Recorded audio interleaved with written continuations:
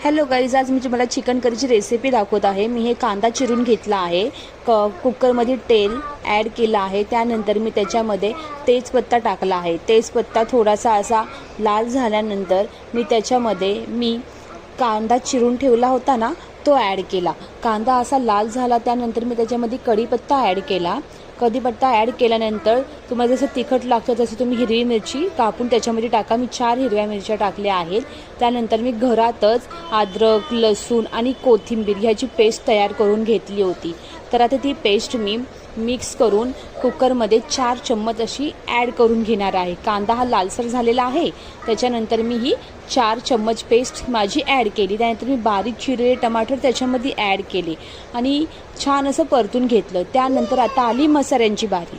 मसाले मी त्याच्यामध्ये घातले। आधी धनिया पावडर मी घातली त्याच्यामध्ये 3 चम्मच।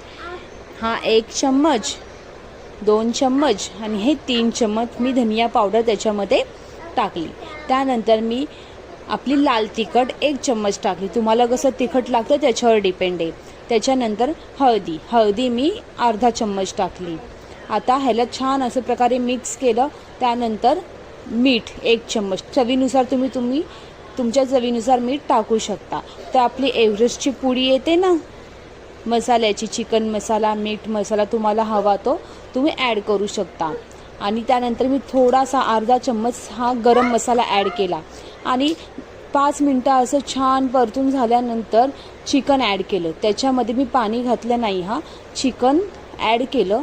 चिकन ॲड करून 2-3 मिनटं छान असं परतून घेतलं आणि मंद आचेवर त्याला पकून दिलं। त्याच्यानंतर मी त्याच्यामध्ये पाणी ॲड केलं। तुम्हाला कशी ग्रेव्ही हवी आहे त्याच्यानुसार तुम्ही पाणी ॲड करू शकता आणि कुकरमध्ये 2